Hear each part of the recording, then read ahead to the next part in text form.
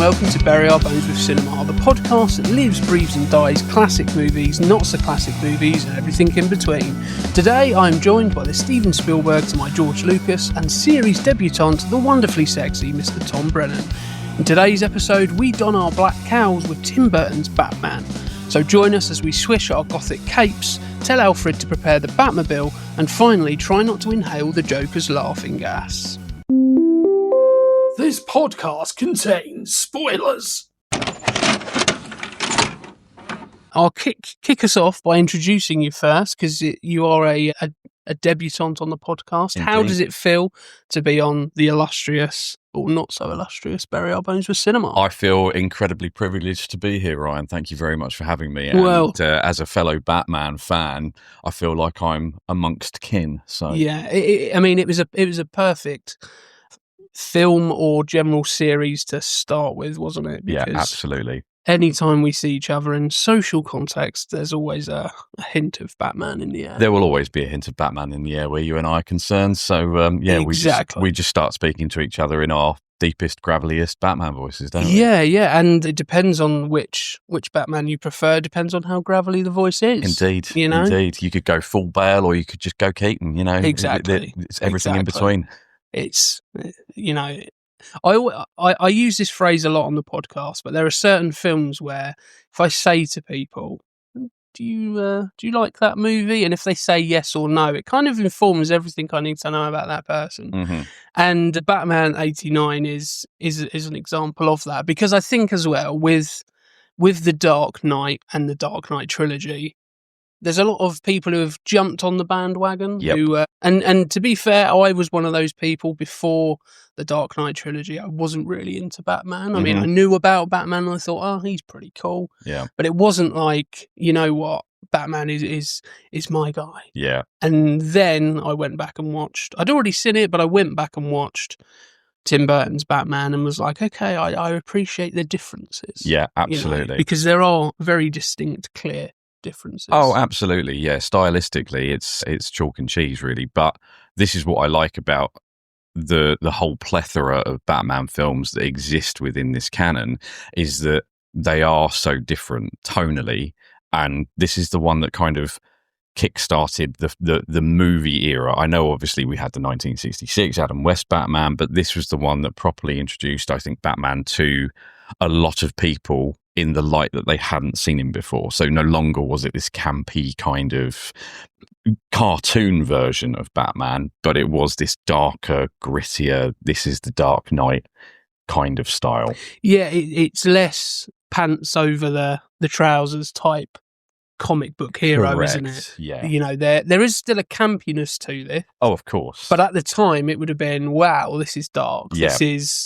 We've not seen this before. This is very different.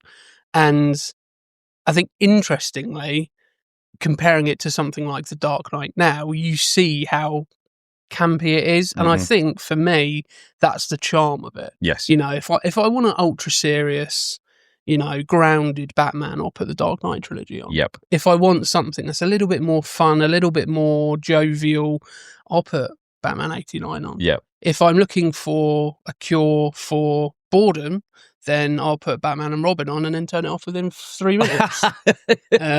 I'm still holding fast to my life motto, which is I shall never and will never watch Batman and Robin. Well, that was the thing, wasn't it? When we was thinking, oh, what Batman do we do? You capped off the sentence with, the only one I will veto is Batman and Robin. I've never seen it and I will never see it. Correct. And to be fair, you're not missing much. I mean, I have a soft spot for it purely because I think George Clooney, and this is not a phrase I created, I saw a sketch back in the day when Bale was just announced as Batman and they were saying, we can't have Christian Bale as Batman, he's an arsehole. And there's a sketch where they say, look, George Clooney is the Batman we deserve, but not the one we need right now. And to be fair, I love George Clooney as Batman. It's just... it's so bad. Yeah. It's so bad, you know, for many a reason. And we will not spend our time talking about that film too much. So we will get back to Batman 89. So can you remember the first time you saw the movie? I think I first saw the movie bearing in mind I was born in 86, so I didn't see this upon its official original release. I would have seen it probably about 7 or 8 years later, and I think it came off the back of watching Batman Forever, which I believe is the first Batman movie that I ever saw. So, incidentally, it's one of my favourite Batman movies, and that is a divisive opinion because a lot of people didn't like Val Kilmer as Batman.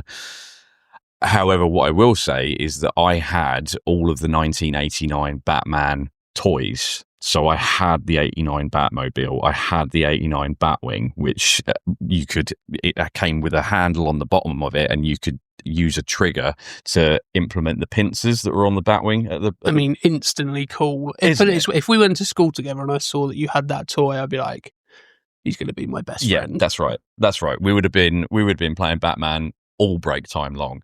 So yeah, my exposure to the 89 film came out of canon. You know, I hadn't seen things in the order in which they were filmed.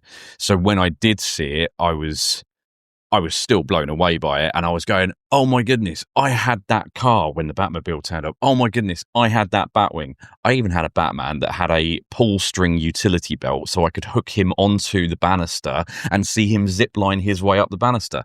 Honestly, my childhood was great. You're saying all the right things to me right now. Yeah. I'm getting a bit hot under the collar.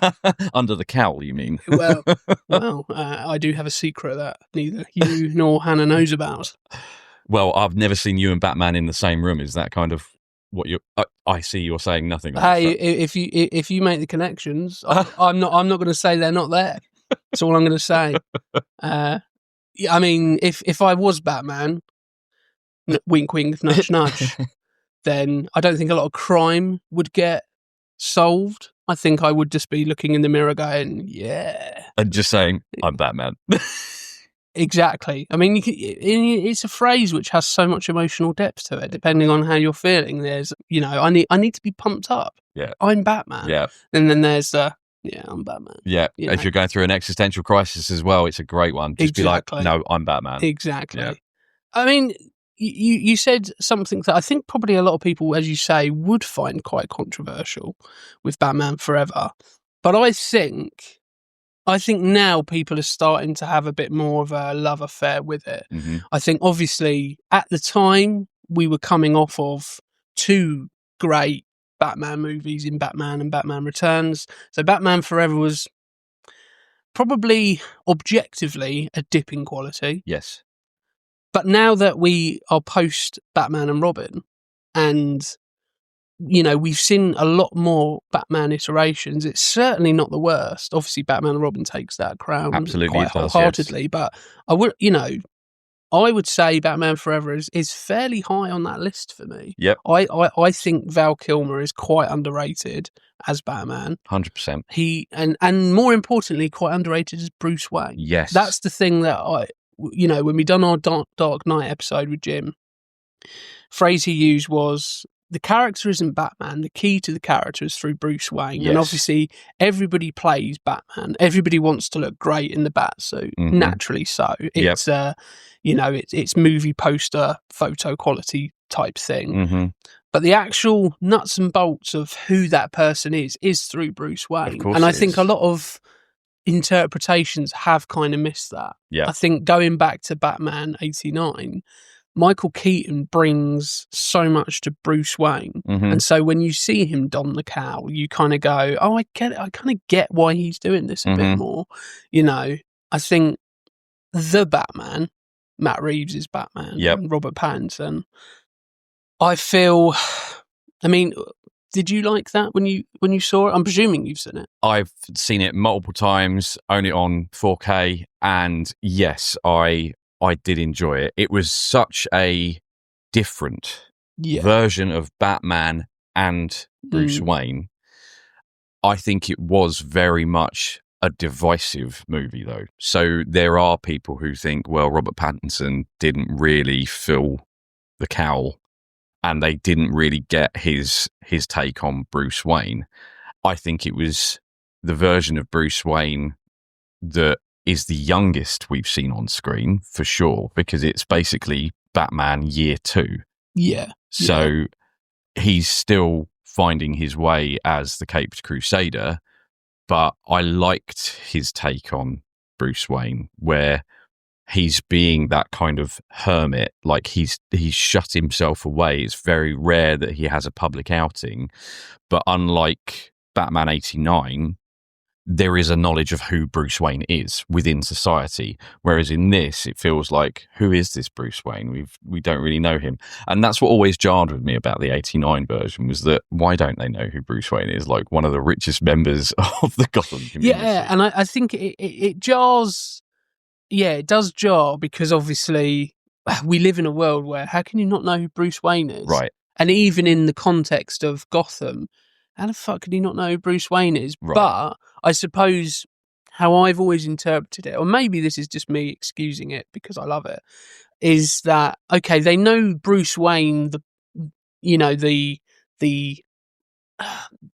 businessman. They know Bruce Wayne, the man with all the money, but they don't know the man behind it. You know, it's that kind of thing. They've heard of the name and they've gone, oh yeah, that's that Bruce Wayne guy, but nobody really knows him. Yep. That's how I've always kind of squared it away.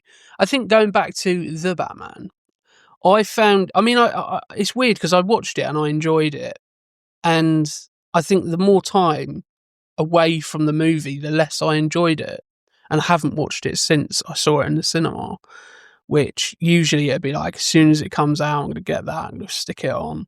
And I think for me, it was, to some extent, I liked the tone of it. I like that we saw the detective side. Yes. Which we haven't really seen in Hollywood. We've seen it in, the animated series and, in the Arkham games, but we haven't really seen it in the context of Hollywood. It's always been an action movie, whereas this felt much more like a detective movie. Absolutely. I thought it was a little bit too long, and I did find a little bit, they kind of went a little bit emo Bruce Wayne with some of it. It was a little bit too, and that is probably one of the drawbacks of the influences of The Dark Knight, is after The Dark Knight and the Dark Knight trilogy, you had a whole sleuth of movies that were like, we're going to take this, but we're going to make it ultra serious and ultra grounded, and kind of missed the point of why they done that. The reason they done that is because we went from Batman and Robin, where you've got every single punch is a pow, every single line is a quip towards it's almost James Bond-esque without the charm. So it needed to be a bit more grounded, it needed to be a bit more serious, and we needed to kind of buy it a little bit more and it not be as as over the top as we had seen that point. And I feel like the Batman kind of went really dark with it. Yes. Really dark, almost too dark, to the point where, do I want to watch 3 hours of this? Do I want to be in this world for 3 hours because it's grim? And it just about held me. I think the use of Nirvana in that was quite good, and actually that then influenced a whole host of movies that were like, let's take a really popular song and let's just make it a bit moody, and then every film was doing it and you're like, oh god, here we go again. So with Batman 89, my love affair, as I kind of briefly explained, came about after The Dark Knight. It was a weird time where always knew about Batman. I knew he was, when I was born, when you were born, there was never been a world without Batman. And for me, there's never been a world without Batman 1989, born in 92. So this was still hot off the press at that time, pretty much, in 92. And actually 92 is when Batman Returns came out. So it was pushed even more into the zeitgeist of society. So it's always there in the periphery. But I kind of really got on board around the Dark Knight. I remember my sister and Jim going to the cinema and they were like, have you seen The Dark Knight? And I was like, not really. Haven't seen it. Don't know if I will go and see it. And I just remember Jim just saying to me, no, you need to go and see it. Absolutely. No, I didn't manage to go and see it in the cinema, but I got it for Christmas and stuck it on. And it was at a time when I had a PS3, so we're going back a while, and I stuck it on Blu-ray, and it was like, oh, okay, I get it now. Yeah. I get it now. Yeah. And then I was like, I want more of this. So I can't get more of this because this is the newest Batman out. I'll go watch Batman Begins. I'll go watch Batman, I go watch Batman Returns, Batman and Robin, and Batman Forever. Batman Forever and Batman and Robin. So I kind of just deep dived into it, and then shortly after the Arkham Asylum games came out, yes, and I was like, okay, this is right in my bag. And then I always find sometimes, like, obviously Batman has never been a niche thing. No, it's very much a popular thing. But for a time, there was a time where in my friendship group, I was like the only one who liked Batman. So it felt niche. Yep. And so when somebody was like, said something about Batman, I was kind of like, okay, that's a person I want to talk to. Yep. So that was my kind of openings into Batman '89, and it's weird because I've never been a massive Tim Burton fan. He's never been a director that I've really gone, do you know what? Yeah, I love Tim Burton. I really want to go and watch his back catalogue. Ditto. But there's certain things where it works for the subject of Batman. Yep. His style and, the production and the general look of Gotham. Yep. I think is probably the best we've had it.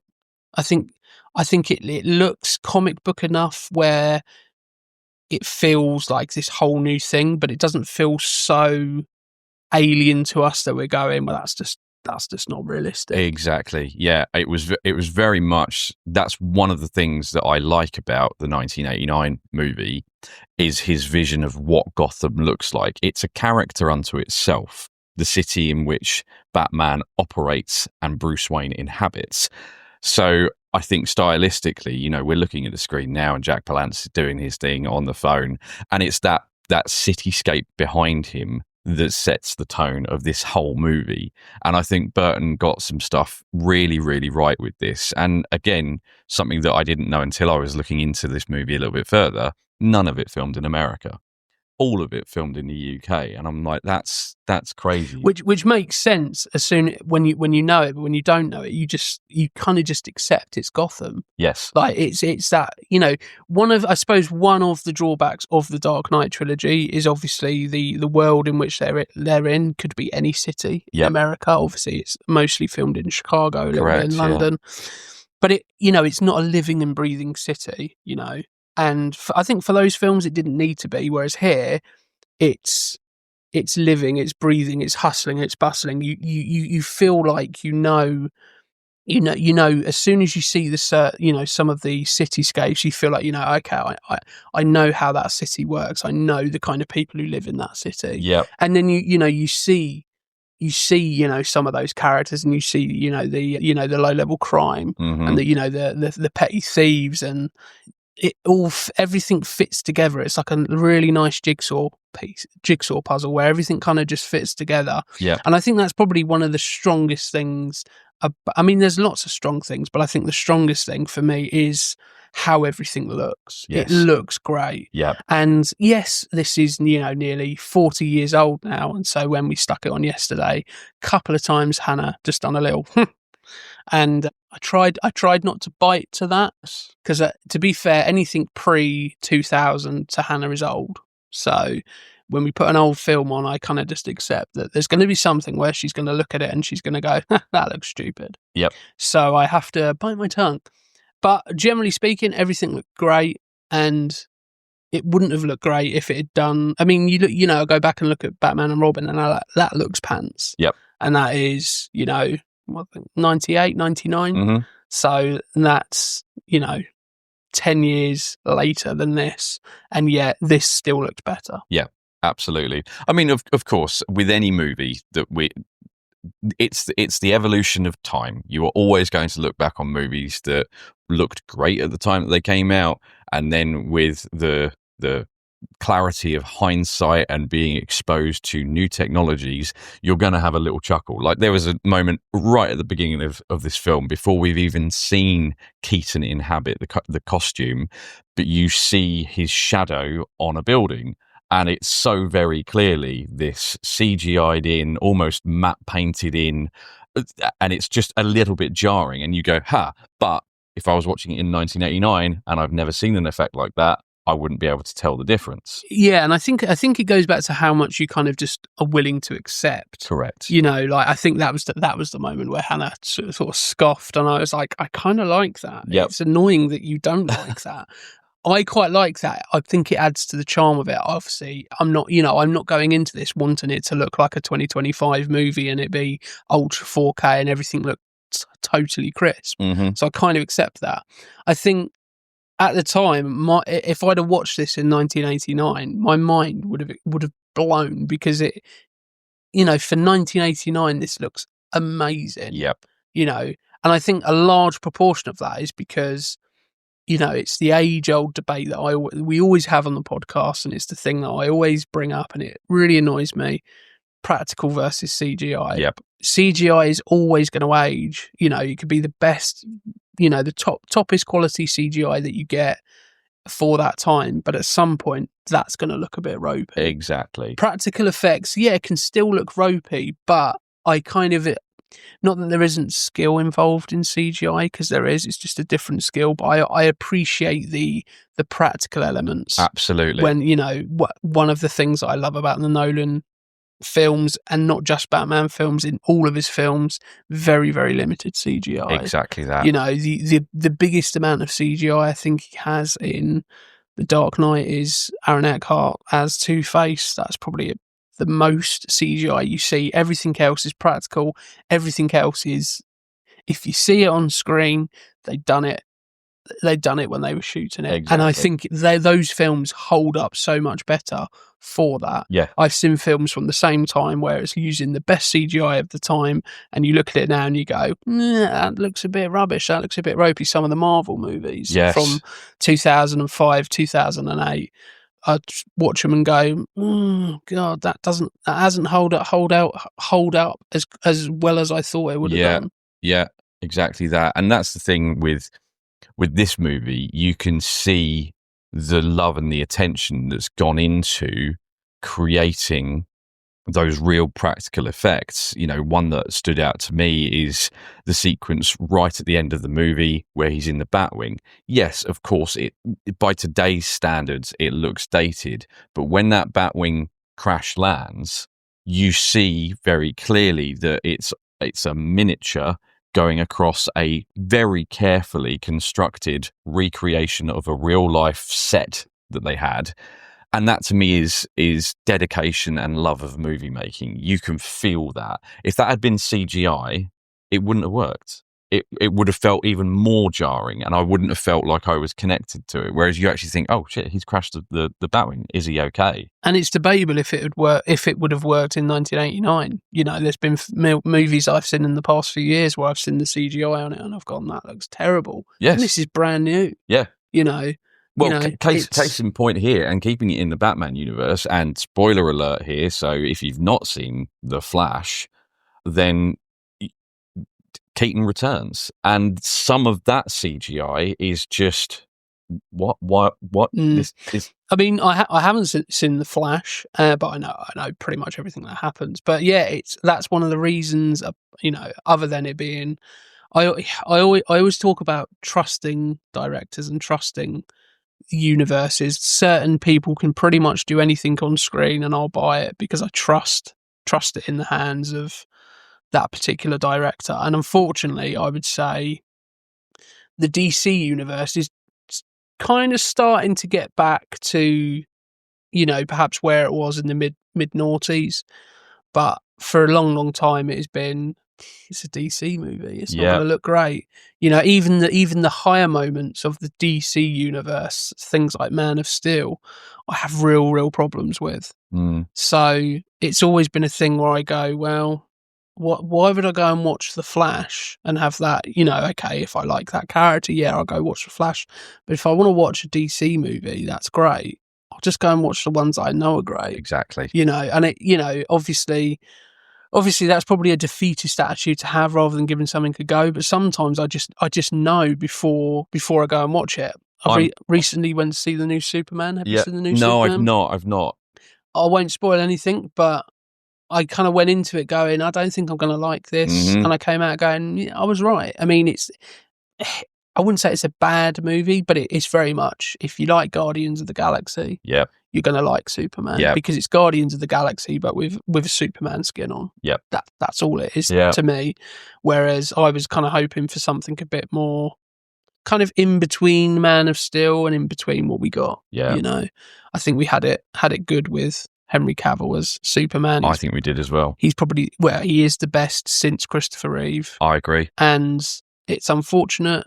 I mean, there's nothing real. I mean, I didn't really buy David Corn Sweat. There's moments where I go, yeah, you look like Superman, but there's real moments where I go, you are not Superman. Mm-hmm. So, and I think that's the problem with any kind of comic book or any well-known character in any type of, the big one at the moment is who's going to play James Bond. It's the difficulty of going, are they that character? Yeah. The beauty of Batman 89 is you had Adam West, and whilst he was a big part of Batman for a lot of people, this is it's at the time it was so far removed. It was like, well, we can't really compare the two. So, and how I feel around Michael Keaton is for a long time, I would say Bale was my Batman. Yep. Because that was the Batman I kind of grew up with. Going back, I if you put Michael Keaton in the Dark Knight trilogy, I mean, those are movies that I would continue to pay money for. Yep. And they already are with Christian Bale. Yeah. So I think Michael Keaton is our best Batman, in my opinion, and I wholeheartedly love everything about his Bruce Wayne and his Batman. Yeah, his Bruce Wayne's great, and I think that's the beauty of these comic book movies. I know that we're in a saturation period, and it's kind of everyone, I think, is almost a bit fatigued with the superhero genre. We've been exposed to it for so long, and so many movies get churned out. It's almost the cash cow scenario. But the beauty of some of this is that we get to see different people's takes on these iconic characters. And I think outside of Superman, Batman is the most iconic superhero. And so being able to see different people's iterations and takes on who is Bruce Wayne and how does that affect his Batman, who is his Batman and how does that affect his Bruce Wayne. We had it really good with Keaton, and he was the first person to really have to dive into that character outside of Adam West having done it for a TV show. It's a different medium. It's a different way of looking at things. He's not having to get into that character and just do it for a limited run. He was able to do it for a longer time. Keaton had to come in and figure out, well, who is this Batman? And one of the things that I loved about how he approached Bruce Wayne and Batman was that by putting on that cowl, he felt really claustrophobic. He couldn't hear anything. And he said that helped him to feel isolated, which fed his Bruce Wayne. But his Bruce Wayne is kind of isolated, a bit weird and a bit awkward in social scenarios, and you see that when he's hosting that party at the beginning, or it's a gala for the 200 festivities.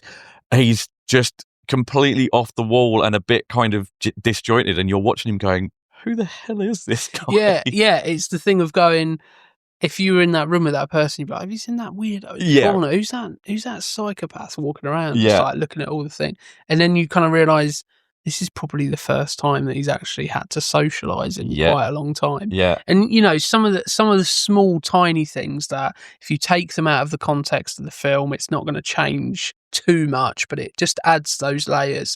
Things like, when he has Vicky Vale over for dinner, and he's looking around, he says, I don't even think I've been in this room. I love that scene. Obviously, that's a great line from a writing perspective, but from a Michael Keaton delivery perspective, it's just like, yeah, you if you had that much money and you did have that big, massive Wayne Manor, there probably would be rooms you'd never been in before. Exactly. And it's him kind of, it's just perfect, then you get the visual gag of the fact that they're at the opposite ends of this massive long table. Absolutely. And it's like, can you pass the salt? And he's like, sorry? Yeah.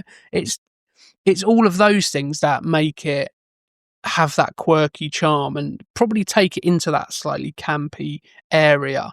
But for me, it's the things that make Keaton so perfect for this character. Yeah. Because I think my interpretation of Bruce Wayne and of Batman for a long time was basically what we saw in the Dark Knight trilogy, where it was a guy who was wrestling with who he was. He was still horrifically, tortured by the loss of his parents, the murder of his parents, and he was just trying to navigate through life and through this weird alter ego that he has. Whereas Keaton seems very, very comfortable with who he is. He seems to, at no point is it like being Batman is a curse. Yes. It's like, well, no, I'm perfectly okay with doing it. I know it's a bit weird, but I'm perfectly okay. Yeah, because he's got that lovely scene with Vicky Vale, Kim Basinger, when she finds out who he is for real and is there in his Batcave. And he has that lovely moment of saying to her, look, I know who I am. I've fought with this for a while, but now I've reconciled it. It's what I have to do. I'm okay with doing it. And now I've got to go to work. That's lovely. Like he's fully embraced. I am Batman as much as I am Bruce Wayne. Possibly I am more Batman than I am Bruce Wayne. So yeah. And here's the favourite scene. Sitting at the table, eating the soup, opposite ends of the table. It's hilarious. I love this so much. Yeah, and it's one of those innocuous scenes that you take out of the movie. It doesn't change the movie. Narratively, Correct. It doesn't add anything, but it just makes you understand Bruce Wayne a little bit more. So where we get to those bits at the end or towards the latter stage of the film where he grabs the fire poker and he says, you want to get nuts? Let's get nuts. Yeah. It makes more sense because you go, oh, he is just a bit of a weirdo. Yep. The fact that he dresses up as a giant bat and tackles crime in his spare time is a bit weird. Yes. Is a bit of a weird thing. But for years and years and years, we've just accepted it and we've just gone, yeah, that's cool. That's fine. And it's never really been challenged. Whereas this was probably the first time that we kind of challenged it and went, oh yeah, that is a weird thing to do. Right. It's really weird to have a bat cave and to call it a bat cave. Yep.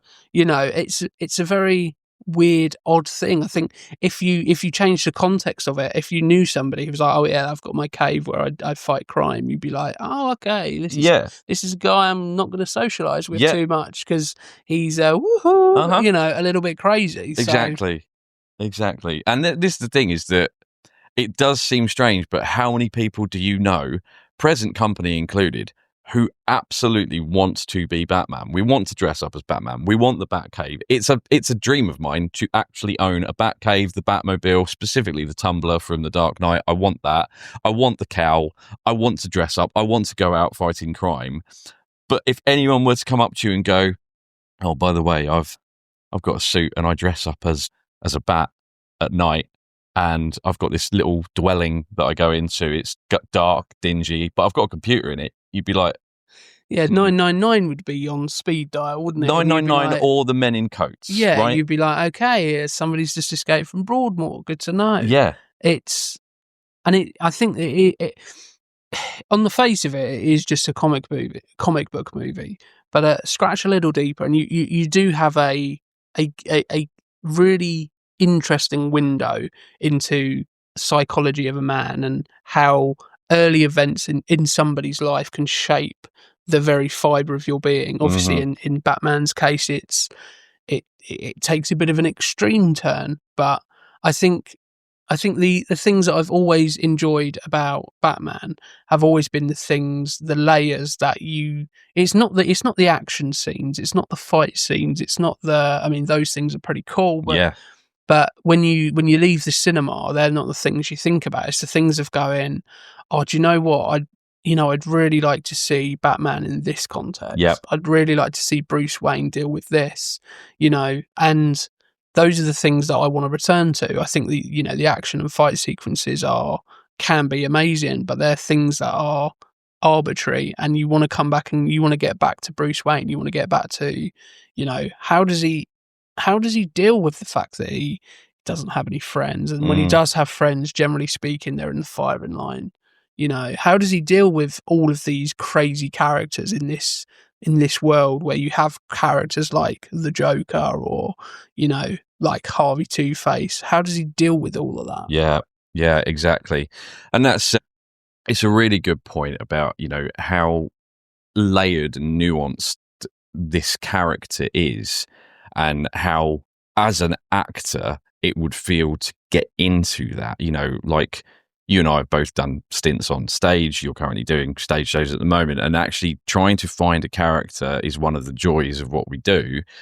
And I think that tackling Bruce Wayne / Batman and seeing him in those vulnerable moments, seeing him in those situations that we want to see him in. We don't just obviously want to see him riding around in the Batmobile using all this cool tech. Yes, granted, I do love that side of it, but I also like to see those conflicted moments. So, for example, The Dark Knight, where he has to choose save Rachel or save Harvey, and how is he going to make that choice? When it comes to the Batman in the Matt Reeves movie, he has to make a choice or suddenly realizing Alfred might be in danger. Oh my God, what do I do? And he's desperately trying to get through to him, only to realize he's too late and something's already happened. So I want to see him in these conflicted moments that aren't just all spectacle, but really wrestling with who he is, how does he reconcile, what impact this is going to have upon the people that he loves most. And speaking of the people that he loves most, I think one of the great characters in all of the 4 pre-Nolan movies is, of course, Michael Gough as Alfred. Yeah, he's the unseen glue of everything. Yep. And I think Alfred as a character in all iterations is always the, he's the parental figure, he's the mentor figure, he's also the friend figure. He's kind of everything that Bruce Wayne needs. And sometimes Bruce Wayne doesn't even know what he needs, but Alfred knows. Yeah. And it's what I like about these movies is when these characters are cast, or when they're talking about being cast, it all depends on how the actors approach it. Yeah. And I think some people sometimes can approach it with the attitude of, well, what is it? It's a guy in a bat suit. It's a guy dressing up in the evening fighting crime. What is there to the character? And if you take that approach, you get that result. But if you take the approach of, there is a character here, it's just a question of finding what that is. And actually, if you look at it like you would look at, Hamlet, or like you would look at Macbeth or anything like that, and treat it seriously, you're going to get far more out of it. One of the people who was in discussions or was spoken about was Pierce Brosnan. Right. And he turned it down, or whether or not it was offered to him, but when he was in the conversation, he said he didn't really want to do it because, well, it's a guy who wears his pants on the outside of his trousers. Yeah. It's, so if we'd have got that, we probably would have had that kind of result, and it wouldn't be something we're talking about nearly 40 years later. Yeah. And if it was, it would be in the same vein as Batman and Robin. Yep. Because it's approaching it from that, looking down its nose. It's a comic book movie. This isn't difficult stuff, and it's only as difficult as you make it. It's only as deep as you make it. If you want an in-depth, strong character, then you have to put the work in. Yeah. And not every actor would have approached this like Michael Keaton approached it, or like, Jack Nicholson approached the Joker, which, I mean, where do you stand on Jack Nicholson's Joker? What is obviously we've had Heath Ledger's Joker, those two, and probably Cesar Romero from the TV shows. Those are the Jokers for me. They're interchangeable as to which one's the best. It depends on what you're looking for. Yep, agreed. They all brought something different to it. Now, I think that Jack Nicholson is absolutely iconic as the Joker. I mean, he's on screen right now, lounging back in his old boss's chair, having just murdered him and having fun murdering him. That's so iconic. And him sitting there saying, wait till they get a load of me, referenced again in Kick-Ass, just as a little nugget of film trivia for you there. But I think that he's such a good Joker. And when you look at interviews that he's had about what that character meant to him, how he got into that character, and him saying he realized that this was a guy who was completely off the wall, had no inhibitions, didn't care. And he said when he got to that point of realizing this guy doesn't care, he can just have fun with it, that's when he went and had fun with it. And it shows. And I think that it's a great portrayal of the character. It very much taps into the root of who that is. He is the clown prince of darkness. And the key word there is clown. He has fun with it. He's literally the embodiment of the Joker. And I think this is why when, the Nolan verse came out and the Dark Knight casting got leaked and people were like, Heath Ledger's going to be the Joker. Everyone, myself included, that's not going to work. We'd only seen him in, 10 Things I Hate About You, or we'd seen him in A Knight's Tale.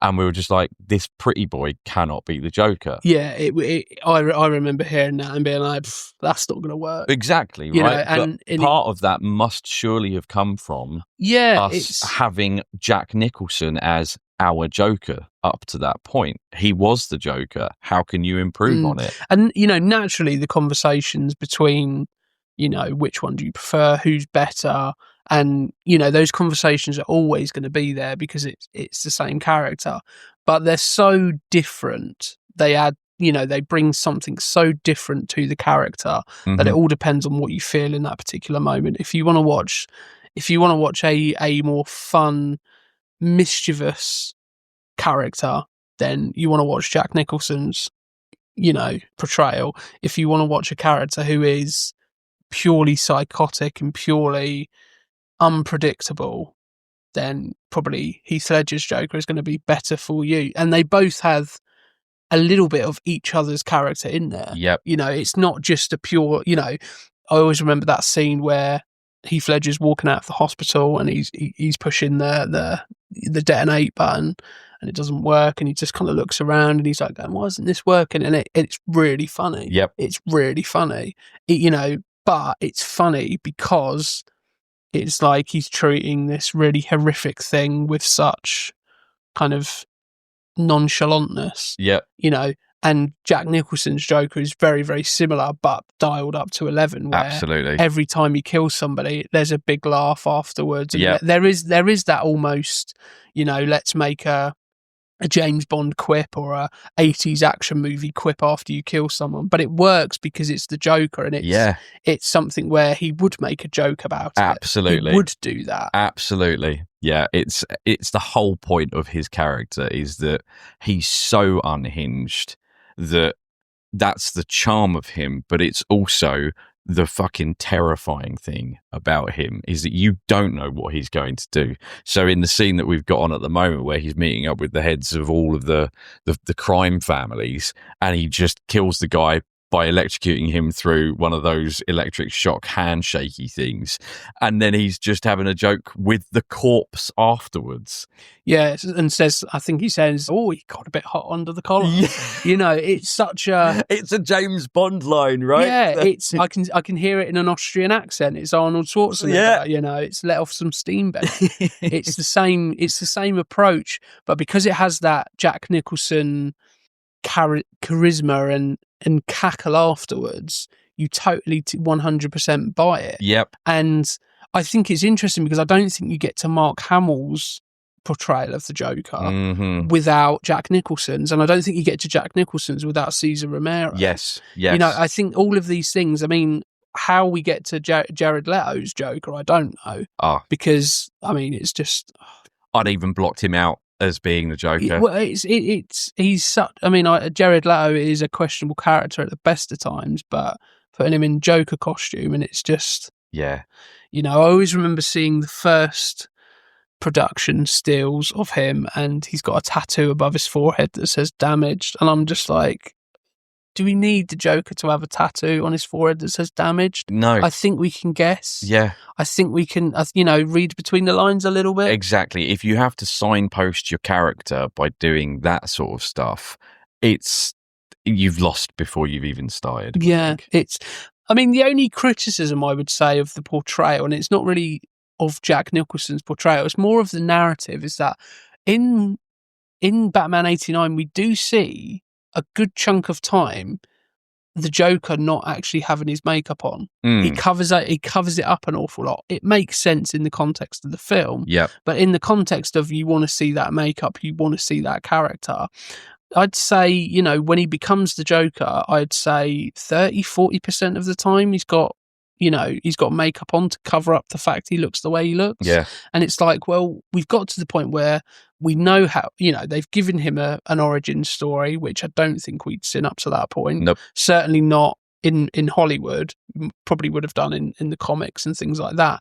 But in Hollywood, we haven't seen an origin story for the Joker. I think the thing that I prefer about the Dark Knight trilogy is we don't really know where the Joker comes from. Right. That mysterious element. Less is sometimes more. Mm-hmm. Not that I'm saying having an origin is a bad thing here, but it's just a personal preference.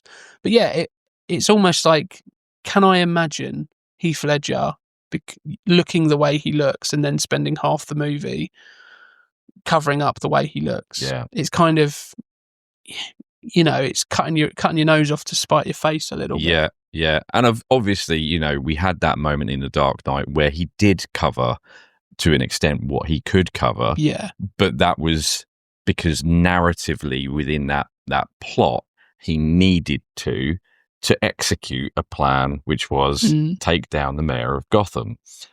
Whereas in this movie, it just seems maybe slightly odd that Jack Nicholson, or rather Jack Napier as the character is, he has to wear that makeup over the real face that he has.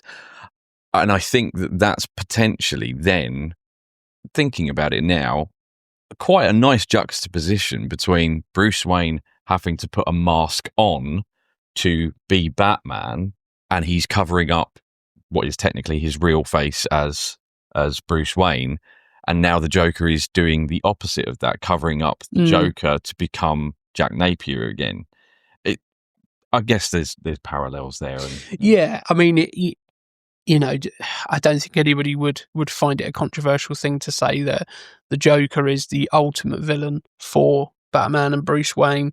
You know, you talk about Batman, it's not going to be long before the Joker is in the conversation. So the similarities between the characters and the exploration of that is really, really interesting. Yeah. I think it's just more from a purely I'm an audience member watching a film. I like the look of that makeup. I want to see it more. Yeah. I think that's the only thing, and that's probably the only sort of real kind of criticism of it.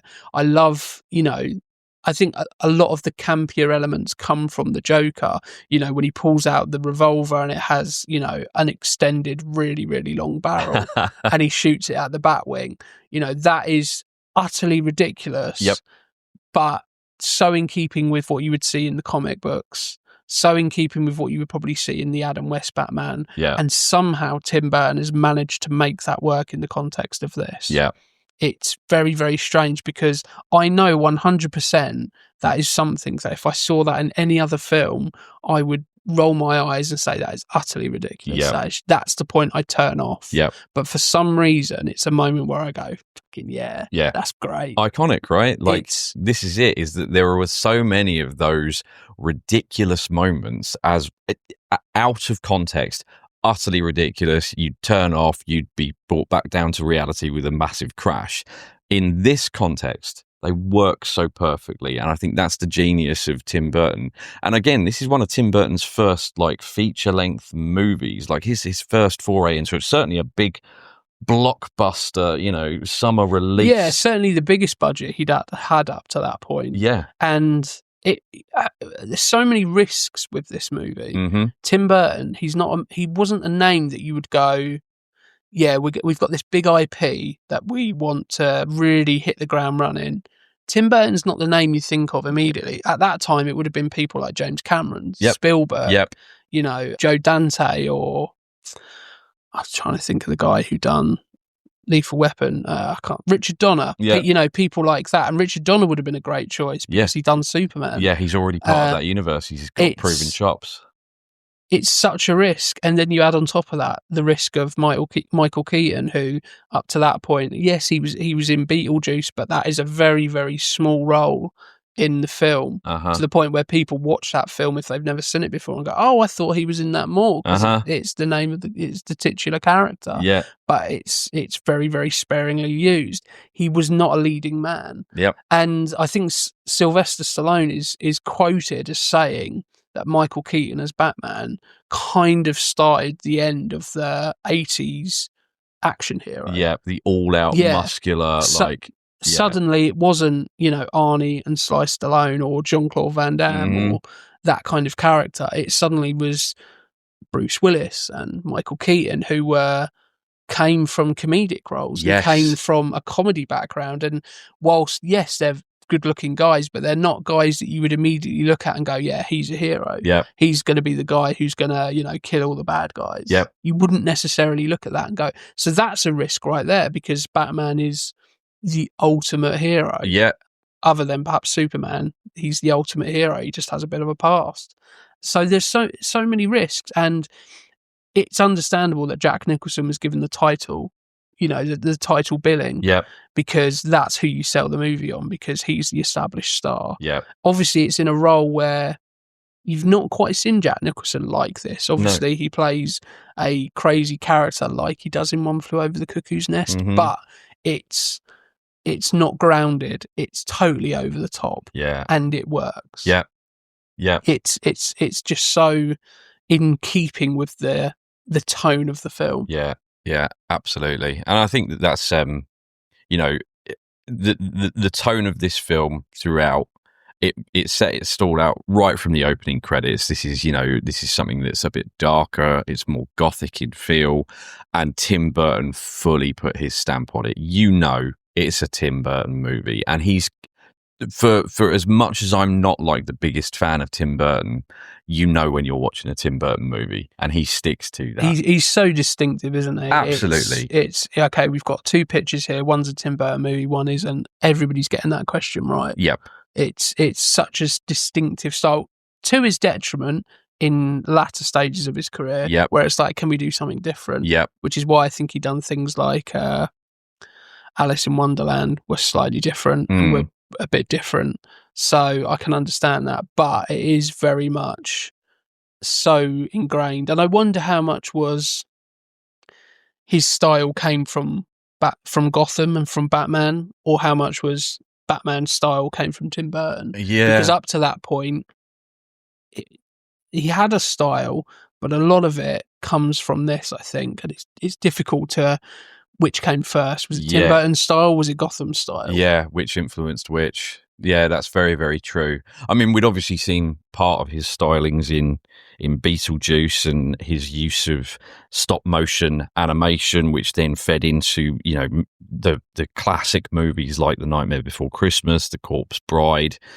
So we'd started to see that, but like you say, I think that this movie, where he was given even more of a budget, allowed him to then move further into his vision. So I would say that this is probably where he realised more of his style and could take it to that next level. But yeah, really, really interesting point. Yeah, and I mean the style obviously comes a lot of the time from how much budget you've got to play with. Of course. It's, you're going to have a generally speaking, a much better visual style the more money you have to play with. And this was a big budget movie. So it was made on a big budget for the time of $35 million. So not to be sniffed at all. Obviously, in today's world, that sounds like quite a low budget movie or a lower budget movie. But at the time, that was... that was some responsibility that was given. So in today's money, that's about 54 million quid. Wow. Opening weekend, it made back $40 million. Wow. So your opening weekend, you've made back your budget. So it's a success before you even get into your first week, your second week, your third week. Wow. Domestically, $251 million. Jesus. And worldwide, $411 million. So from just a $35 million $35 million budget. So in today's coinage, that's about $650 million. Crikey. Which is, to be fair, based on what we see now from the big budget Marvel movies, you're looking at closer to $1 billion. Yeah. But the only reason I think we are closer to $1 billion is because it kind of all started with this and Superman. Yeah. Without Superman and Batman, do you get to the Marvel Cinematic Universe? Yeah. You probably do, but it's probably a lot more of a tricky journey. Yeah. And I suppose obviously that brings us on to the question of, the superhero genre is a little bit like the Western. At some point, people are going to get bored of it. I think people kind of have started to get a little bit bored with it. Yeah. But Hollywood has changed so much whereby, original movies kind of don't really get made anymore unless you have a name behind you. Yeah. Unless you're Denis Villeneuve or Chris Nolan or Steven Spielberg, you don't get original movies, and if you do, you're not going to get a big budget on it. Yeah. So it's usually a Marvel movie, it's a DC movie, or it's a well-known character that everybody knows that before you even make record a single shot, you're going to be making money before you even do it. Yep. So, and it all goes back to this, and $643 million on a $35 million budget it's not bad, is it? It's a pretty good return, and I'm sure that Jack Nicholson was very pleased with his decision to take a percentage of the box office rather than salary. Exactly. $60 million he took home. Unbelievable. What a decision. They probably looked at that and went, yeah, all right then. Don't have to pay you anything up front. Yeah. And meanwhile, some studio executive about 5 years later is going, why did we do that? Yeah. Why did we do that? It's something I think Russell Crowe done for Gladiator as well, and similar things. Yeah, Russell Crowe and Gladiator. I think somebody else done it for Lord of the Rings. Oh, really? Yeah. So I know that the kid that voiced the young Simba in The Lion King, his mum made the very wise decision. Yes. Percentage of the royalties, and he's still earning from that today. And to be fair, it's a risk. It is a risk. Of course it is. Because, maybe not so much with something like Batman or that, but to do it, maybe let's not do it on a film that you don't think is going to make money. But, a lot of the time, actors aren't necessarily astute businessmen, but Jack Nicholson. Oh, he's nailed it. He knew exactly what he was doing. He's a wise man. Yeah, absolutely. So let's just go through the crew. Obviously, we've mentioned Tim Burton, who is the director. So the screenwriters, I should say, were Sam Hamm, Warren Scarron, who had worked on things like Never Cry Wolf, Monkey Bone, also done Batman Returns. Warren Scarron had worked on Beetlejuice, Top Gun, uncredited, and Beverly Hills Cop 2. Wow, okay. So established filmmaker, screenwriters. Director of photographer was Roger Pratt, who is perhaps most well known for things like Brazil, The Killing Fields, and Howard's End. Production designer was Anton Furst, who a big amount of credit has to go to him for that visual style. Yes. Because I think a lot of it was in collaboration with Tim Burton and Anton Furst. It wasn't just a purely Tim Burton going, here's how I want it to look. Yeah.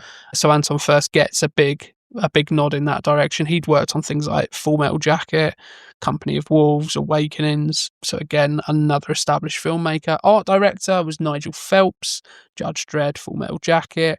Costume designer, and we don't often mention costume designers, but when you have a bat suit, you kind of need to know who designed that bat suit. Yes, you do. And that was a guy called Bob Ringwood, who had previously worked on David Lynch's Dune. Oh, wow. Alien 3, Steven Spielberg's Artificial Intelligence.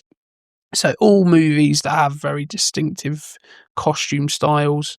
Producers were Peter Gruber and John Peters. Rain Man, Colour Purple, Flashdance, Star is Born, Witches of Eastwick, another movie with Jack Nicholson. Yeah.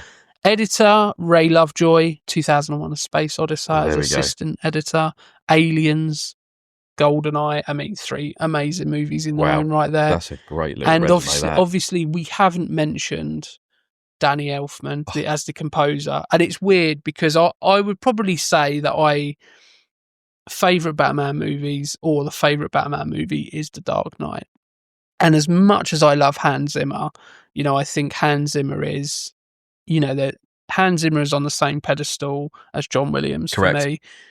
When I think of Batman, I don't think of the Dark Knight music. No. I think of Danny Elfman's score. Yep. And it's something which is so obviously I've never known a time where that wasn't the Batman music. Yep. But there was a time where the only Batman music we had was from the TV show. Yeah. And I mean, it's a catchy tune. It is. But it's not going to work in this context for Tim Burton, is it? And Danny Elfman, I mean, he understood the assignment. It is hopeful. It's gothic. It's heroic. It's just, I mean, I hear those notes. That opening horn with the twinkly piano, whatever that is in the background. It's just, you know what you're getting. You instantly tell everyone else to shut up because I'm about to listen to a masterpiece. And at that point, you then go, yeah, I'm Batman. You hear that and you feel like Batman. I'm Batman. At the very least, you go, I'm in Gotham. Yes. You know, and it's, I mean, it takes some doing that. Obviously, it came first. So, but for me, Hans Zimmer is about as good as it gets, other than John Williams. I agree. And not that Danny Elfman isn't a great composer, because he is, but there isn't another score really, other than perhaps A Nightmare on Elm Street. That's definitely not Danny Elfman. A Nightmare Before Christmas, yes, and that has that same kind of, you hear, if I was on Name That Tune and I heard the first note, I'd be like, that's Batman's Danny Elfman. Yep. Immediately. Yep. It doesn't have that. It doesn't have the James Williams, who I don't know who James Williams is. It's his brother, right? Yeah. He's not a composer. He drives trains. John Williams, sorry. There's always the John Williams game that I like to play, where when you're listening to a John Williams theme, try and think of another John Williams theme, and it's next to impossible, because as great as he is, they're so similar. Yes. So if you're humming Jurassic Park and I then say, now do Indiana Jones, you will just hum Jurassic Park. Yep. And vice versa. Yep. Across the board. Danny Elfman, there isn't another, you hear Batman, it's Batman. Correct. You don't go, oh, is that this? It's 100% Batman. Yeah. So massive credit goes to Danny Elfman, and obviously he's used quite a lot by Tim Burton. Yep. Another soundtrack he does is Red Dragon. Oh, okay.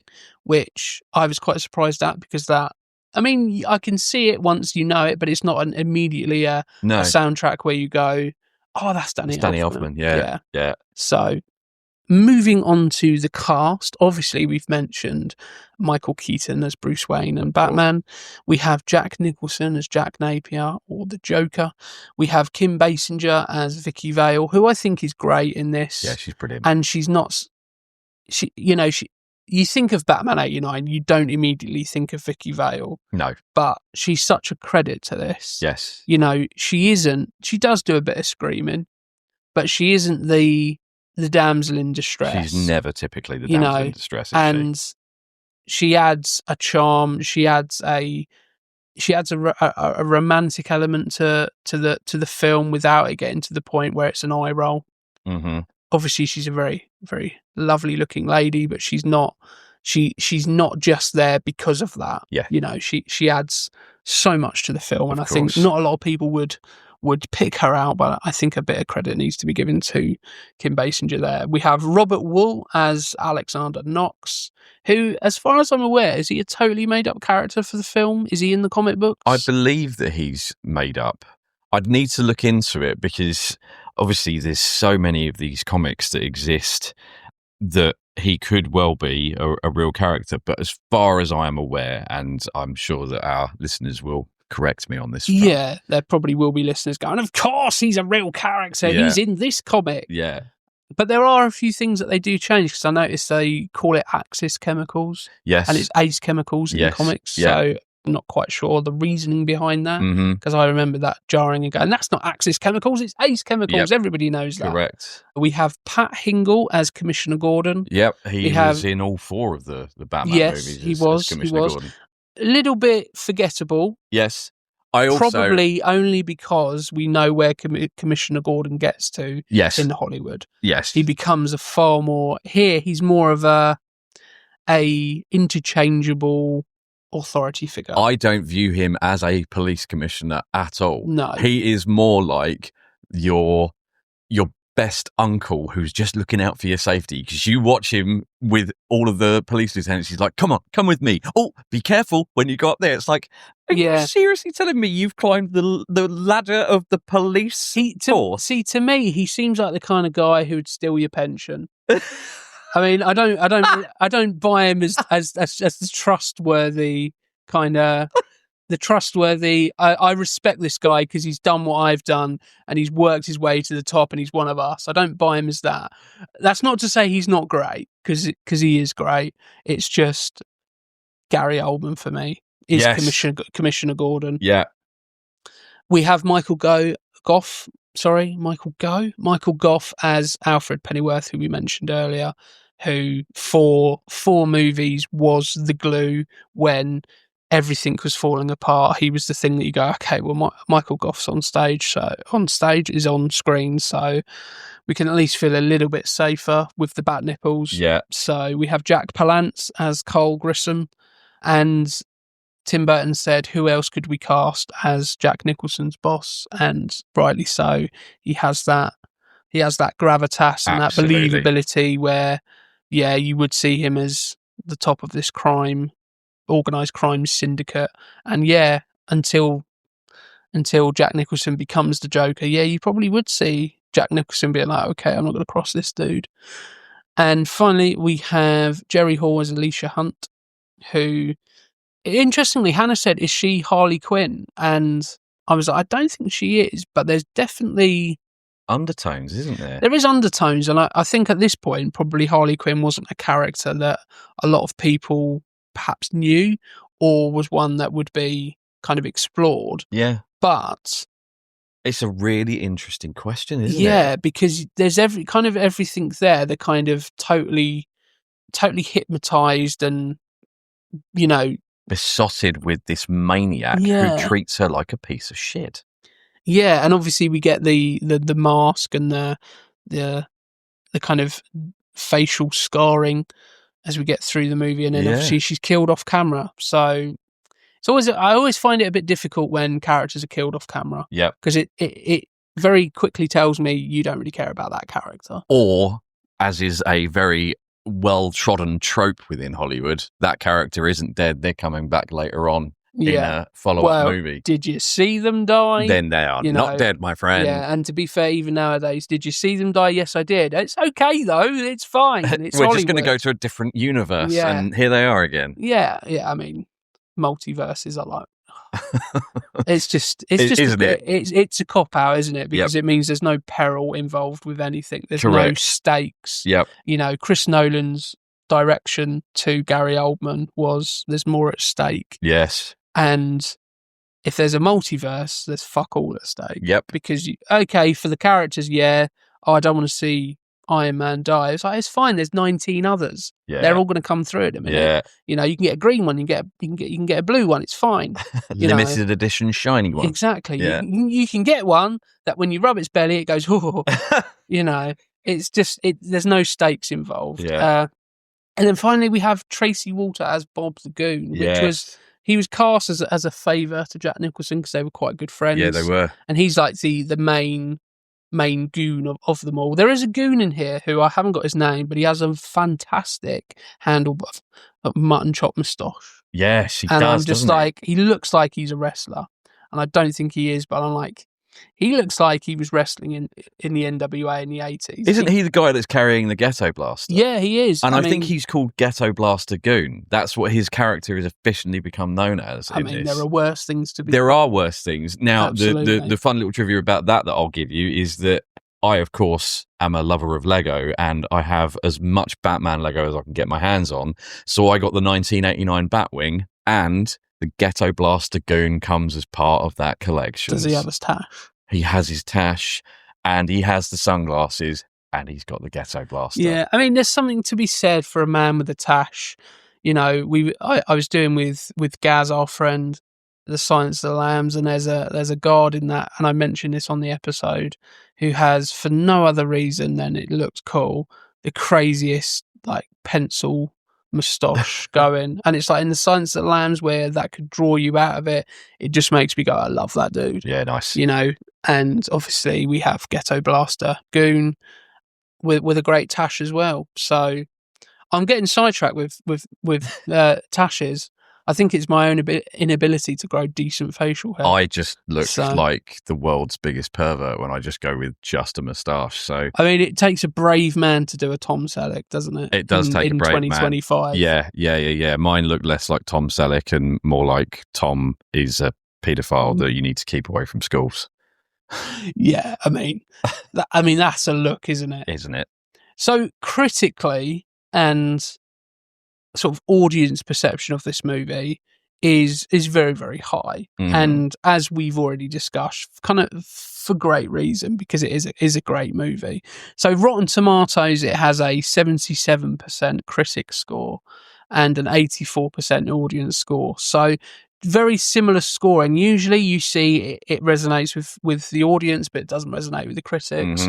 And very few films get both of them, where they're both kind of in the same realm, where they both kind of resonate. So it's a real testament to the film that both critics and audiences enjoyed it.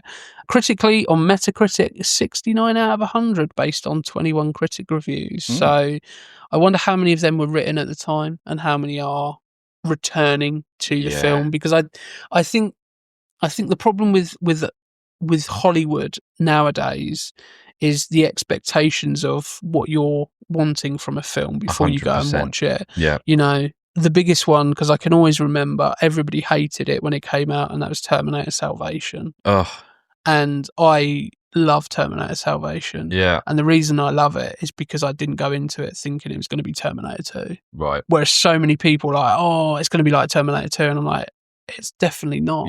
And then subsequently with Terminator Genesis and Dark Fate, the same thing. Oh, it's going to be like Terminator 2.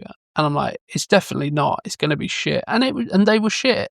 But sometimes expectations, if you grew up on the Nolan trilogy, or even nowadays, if you grew up on The Batman or Batman v Superman, which is possibly the worst Batman movie other than Batman and Robin, and you go back and watch Batman 89 expecting it to be that, then I can see why you wouldn't like this movie, because they're not. Then it's its own entity. It's not those things. So I think expectations sometimes are always difficult to manage, and what you expect. On IMDb, it has a 7.5 to 7.6 scoring out of 10. So in that upper echelon of decent movies. Yeah, agreed. You're not going to waste an evening by watching Batman 1989. I certainly don't feel that way. I watched it last night again. You know, it's probably the 5th or 6th time that I've watched it, and it's a great evening. You know. Yeah, I think the only thing perhaps for more modern movie fans is, remember, it's paced like an 80s movie. Yes. You know, so strangely, I went to see the Fantastic Four movie, and the pacing of that is so similar to every other superhero movie you've ever seen. And it, you know, I quite like Fantastic Four, but it's nothing special in terms of its pacing. Here, it's very, very different pacing. It doesn't just, you don't really know what the big set piece is going to be. Whereas as soon as you watch a Marvel movie from today, you kind of know where it's going. Yes, absolutely. And I think that's perhaps where newer fans may have a little bit of a problem. But if you go in and just expect it to be paced slightly differently, you know, I think you'll still enjoy it as well.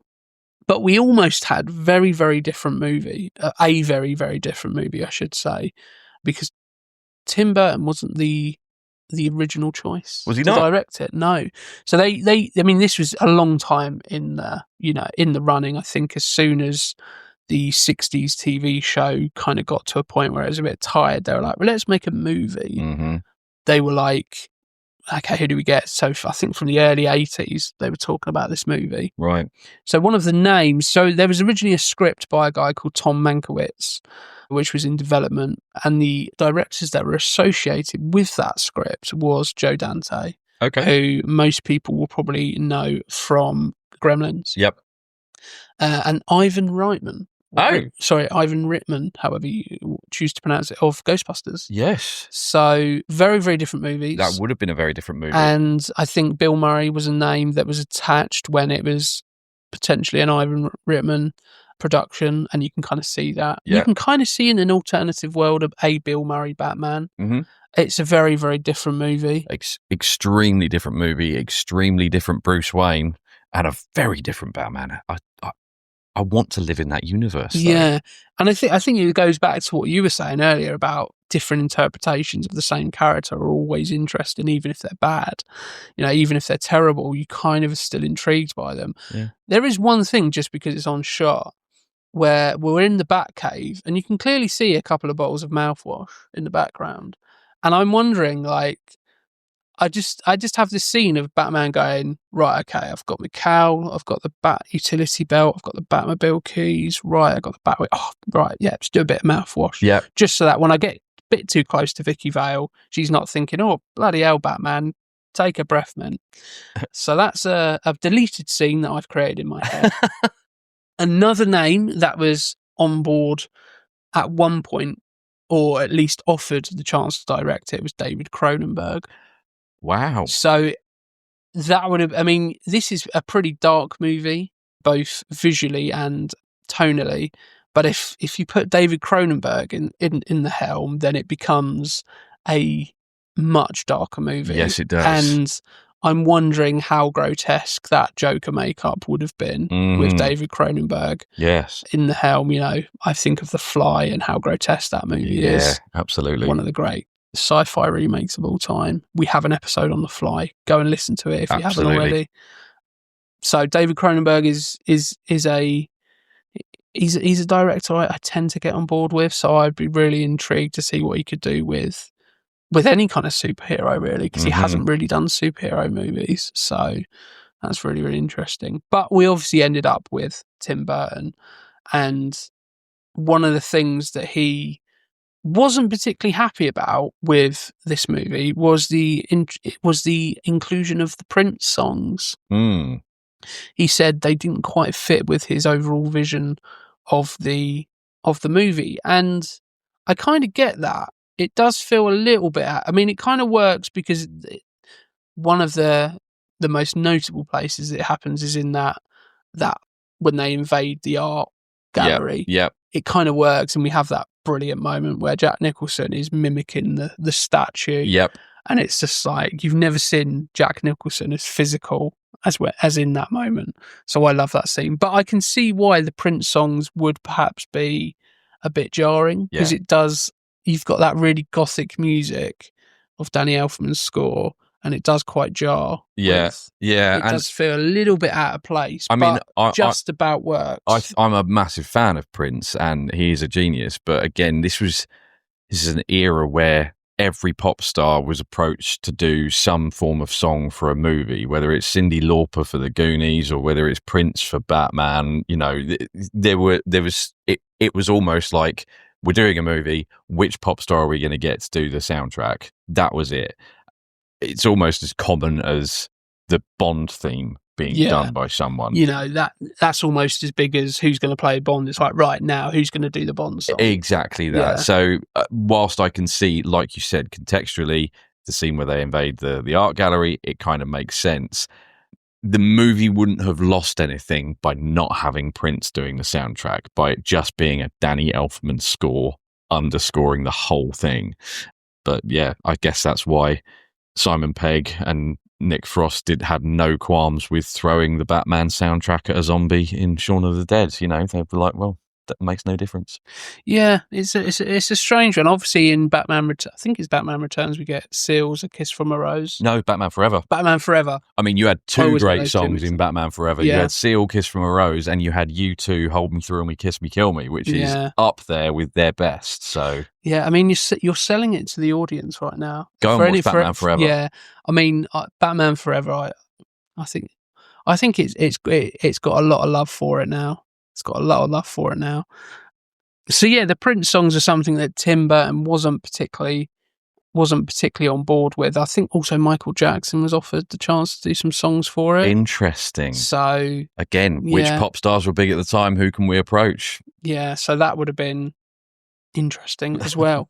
But perhaps the closest we got to a Batman movie was Steven Spielberg. And I mean, that just gives me a fuzzy feeling inside. Right, that would have been amazing. Apparently, it got quite far down the line to the point where he had quite strong ideas as to who he wanted cast. And right. so he apparently wanted Harrison Ford as Batman and Bruce Wayne.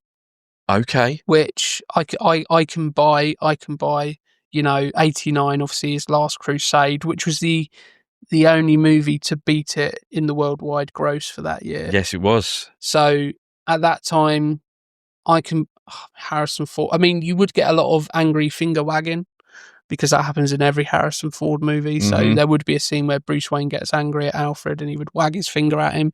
Get out of my Batmobile. Exactly. I can see that. So, a name which I had never attached to the role of Robin or Dick Grayson, but now that it has been, for me, it's the greatest almost casting ever, and that's Michael J. Fox as Robin. Oh my God, that would have been perfect. It would have been. How have we not had that? I want to live in this universe where Harrison Ford is the parental figure / mentor to Michael J. Fox's Dick Grayson. What a world that would have been. That's licensed to print money. Yes. It's brilliant. As the Joker, which we did kind of get in the animated series, albeit for a very short run, because apparently his voice was too scary, but Tim Curry. Oh, yes. Well, he's already played one clown with terrifying results, right? Yeah, so those links are not hard to see. Yep. Dustin Hoffman as the Penguin. Okay. Yeah, I would love to see that because I fucking love Dustin Hoffman. Mm-hmm. Gina Davis as Silver St. Cloud, which would have been the love interest character similar to Vicky Vale. Yep. Gina Davis is obviously from Beetlejuice and The Fly, and Gina Davis is a name that is never really right on the tips of people's tongues, but is so underrated in my opinion. Yep, correct. As Alfred Pennyworth, we could have had John Pertwee, Doctor Who. Well, that's interesting, isn't it? Because Sean Pertwee played him in, was it in Pennyworth? It was in Gotham. Yes. Sorry, the TV show. So that would have worked. And to be fair, that Sean Pertwee as Alfred in Gotham was the best thing about Gotham. Yeah. In my opinion. Yeah. I really dislike that TV show. It was just like, that annoyed me more than Batman and Robin. And that's saying a lot. That is saying a hell of a lot. It is saying a lot. Wow. I think George Clooney just about saves it for me in Batman and Robin. And there's something about Arnold Schwarzenegger making bad puns that will never not be entertaining. Yeah. So, I'm not saying it's a good movie. Just get that one out there and clear that up because it's terrible. But I understand it's terrible. Sometimes you just need an Arnie pun, right? You do, An Arnie pun will get you through most tough things in life. Yep. Commissioner James Gordon, we could have had Burt Reynolds. Oh, that would have been fun. Another well-known tashed man. Yes. Don't get me started on tashes again, otherwise that will come on. Totally derail the episode. Come back to the 1989 Batman. As Harvey Dent, we could have had Martin Sheen. Oh. And late 80s Martin Sheen. Yes. I can see that. Yeah. Obviously, I see him very similar to how he plays the president in The West Wing. Yep.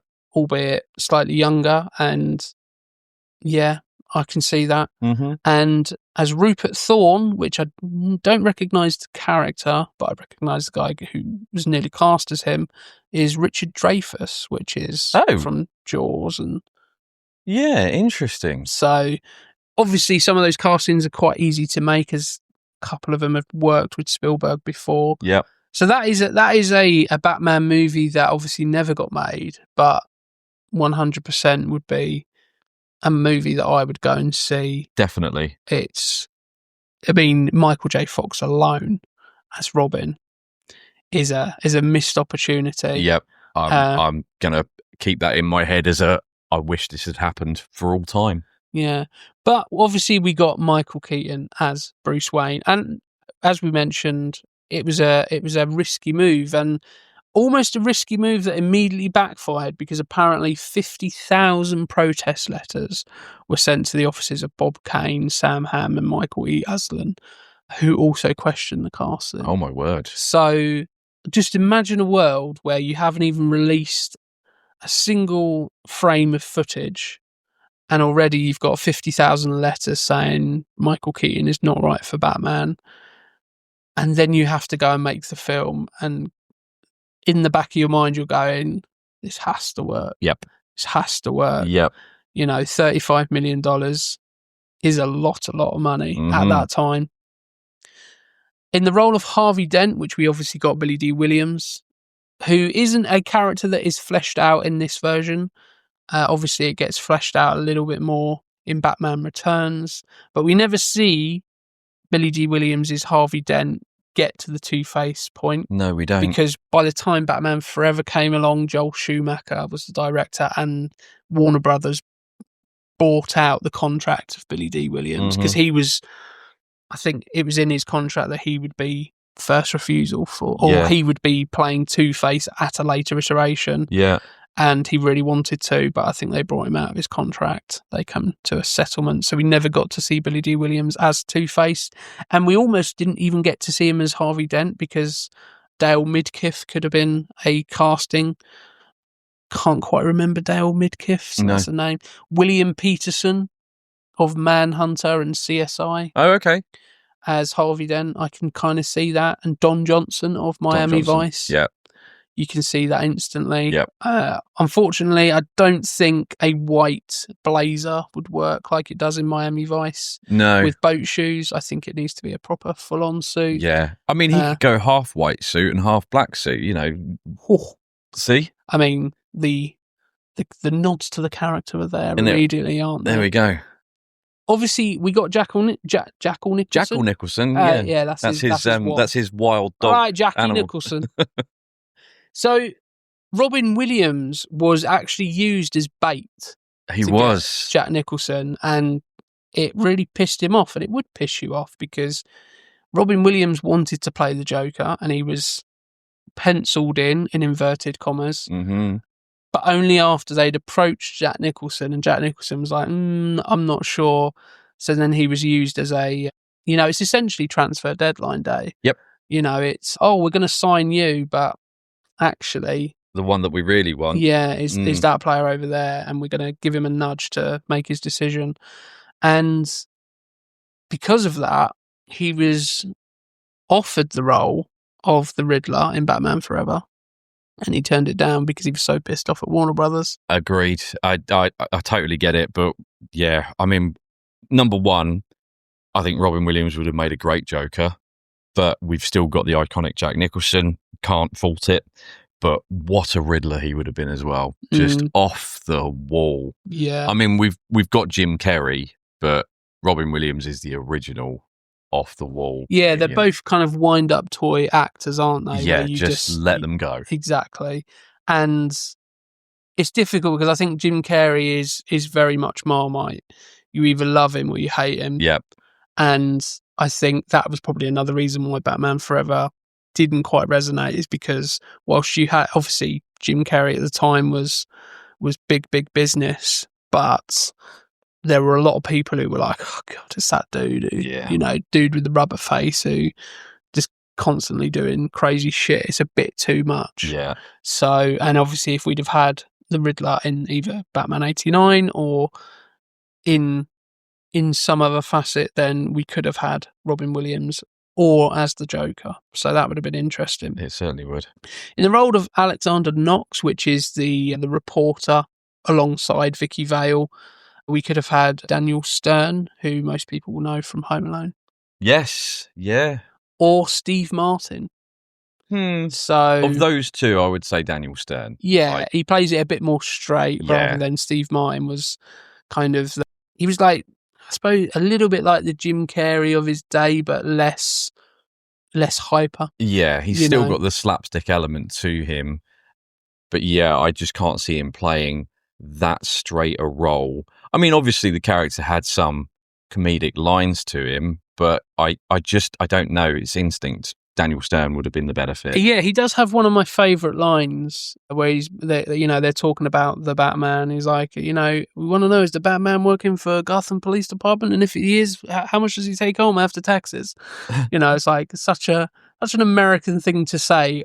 If he is working for him, how much does he earn? Yeah. That's what you need to know. Not who is he? Who is this guy? Why is he dressing like a bat? Has he filed his tax returns to the IRS? Yeah. What's his 401k looking like? Exactly. It's just totally an American thing to say. It would never work over here. They're like, oh, what does he make? I'm not fucking telling you that. Why did I tell you that? You nosy git. Are you actually an investigative journalist or just a little bit of a dick? Yeah. I like Robert Wall, but, I'm always interested. It's a bit of a throwaway character, isn't it? In some regards. So obviously I mentioned earlier about Pierce Brosnan, who actually met with Tim Burton to play Batman, and his phrase was he couldn't take it seriously, as any man who wears underpants outside of his pants just cannot be taken seriously. Mm-hmm. And he subsequently said that was his foolish take on it, because it is a foolish take to think that is what the character is, especially after you see Keaton's interpretation. He's basing everything there on having grown up with Adam West. Yeah, and to be fair, probably a good thing he didn't take the role of Batman, because I think if he took the role of Batman, we definitely wouldn't have got him as James Bond. And that would have been a travesty. Because he's my favourite Bond. He's, right, GoldenEye, you can't get any better than GoldenEye. I know everybody has a love affair with Sean Connery, and Sean Connery's James Bond is very, very good, but I think they're so far removed from Pierce Brosnan. And yeah, Pierce Brosnan will always be my Bond. So and the greatest opening to a Bond movie ever is GoldenEye, jumping off the dam. Yeah. Case closed. Jumping off the dam and all. I love that line in GoldenEye was shut the door, Alex, there's a draft. Yes. That movie is pure nostalgia for me. Pure nostalgia. Yes. Apparently, how true this is, I'm not sure, but the first choice to play Batman was Mel Gibson. Ooh. But the only reason he didn't is because he'd already committed to Lethal Weapon 2. So, and I think they were shooting around the sort of same time. And apparently he was eventually then considered to play Harvey Dent in Batman Forever. That would have been interesting as well. But then had to turn that down due to Braveheart. Well, I think you made the right choice there. Yeah. I mean, Tommy Lee Jones was an interesting choice to play Harvey Dent. He certainly was. And never really convinced me. It always felt like a paycheck performance. Yeah. It does feel like he's over the top for over the top's sake, rather than it being a craft that he's honed over many, many years. He's not really typically a comic actor. I mean, we could do a whole episode on Batman Forever, but yeah, an interesting choice for Harvey Dent. Yeah. I see you've planted the seed in our listeners going, yeah, I want to listen to Tom and Ryan talk about Batman Forever. And I totally fucking would. I mean, the more you keep mentioning Batman Forever, the more I'm like, yeah, I fucking love Val Kilmer. And obviously, unfortunately, we recently lost Val Kilmer. Yep. And so any reason to put a Val Kilmer film on is worth it. Absolutely worth it. Yeah. And put him in a bat suit. Take my money, please. Ooh. Take my money. So, as I said earlier, the only film worldwide that beat Batman was Indiana Jones and the Last Crusade. But domestically, it was the highest grossing movie of 1989. Wow. And in number 2 was Indiana Jones and the Last Crusade. So it tells you how successful this movie was when Indiana Jones, which is the final, or at that point was the final movie in a fantastic trilogy. Correction, I'll say that it is, to my mind, the final movie in that Indiana Jones canon. There are no other Indiana Jones movies. Yeah. I mean, Kingdom of the Crystal Skull. Oh my God. I mean, it's very, very, very weird movie. Hey, look, Shia LaBeouf is swinging through the trees. Like, what the fuck? I haven't watched Dial of Destiny because of what Kingdom of the Crystal Skull did to me. I give it a go. It's not it. Okay, I'll put this to bed. is it anywhere near as good as Raiders of the Lost Ark, Temple of Doom, which I know people have split on, but I still like it, or Last Crusade? Is it any better than any of those three? Well, that's a silly question because you already know the answer. And the answer is no. Then I shall not be watching it, much like I will never watch Batman and Robin. Fair play. Fair play. Fair play. So the Batmobile, which is obviously, sorry, I'm going to backtrack slightly because obviously this movie made about 640 million quid. And that's before you even incorporate all the merchandising. Of course. This was the first movie that was released on home video. Really? So the first home videos that were released were Batman, and they were given, and it was the first movie that were, let me backtrack. It wasn't the first VHS. Right. It was the first affordable VHS. Oh. Prior to Batman 89, if you wanted to buy a VHS, they were about 70 to 80 quid, or $70 to $80, I should say. Whoa. Which in today's money is about 100 quid probably. So imagine buying a DVD or a 4K Blu-ray. I mean, the most we pay for 4K Blu-rays, standard editions, is about 25 quid, 30 quid. Yeah. So that's a lot of money. That's a chunk of change. That's a chunk of change. So $70 to $80 was a lot of money. Batman was the first affordable one at $9.99. Wow. So for $10, you could have picked up a copy of Batman on VHS. And for that reason, it made a fuck ton of money from that. I haven't got the figures because I think probably somebody got bored accounting because it made a fuck ton of money. And then you get all the other things like the Batmobiles, Batmobile. I can't even talk now.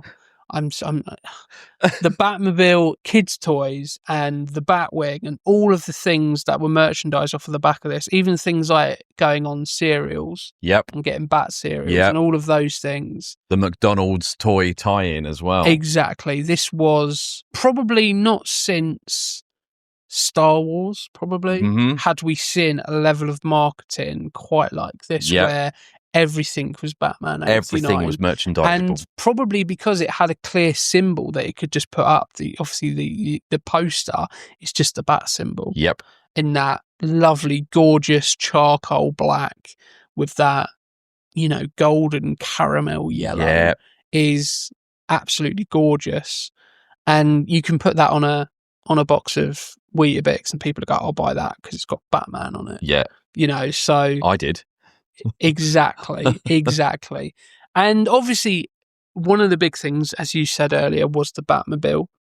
Would you like to know what the Batmobile actually was underneath the skin? Let me know. What was that Batmobile? It was built on the same chassis as a Chevrolet Impala. Okay. So any fans of Supernatural? Yes. Will know that a Chevy Impala is a iconic car in its own right. It is. Well, now let's make it into a Batmobile. Yeah, do it. We live in the UK and a Chevy Impala is a wide car. Yes, it is. I can't drive. So if I could drive and I had the money, I would buy a Chevy Impala and hit pretty much everything on my drive and then just put over the top of it a Batmobile skin or a Batmobile chassis. Amazing. Yeah. So it was the chassis of a Chevy Impala and it incorporated the engine of the Impala, the taillights of a Ferrari. Of course. Classy. The fuel caps of a London bus. Wow. Okay, that's so far removed from what we've been talking about as components to this car. Okay, jet engine parts from a Harrier jump jet. I mean, that's just brought it right back round to fucking epically cool, hasn't it? Like London bus. I kind of like. I mean, you probably don't know this, but listeners of this podcast will know that my dad worked on buses for 35 years. So anything to do with buses is like my dad's kind of like he knows about it.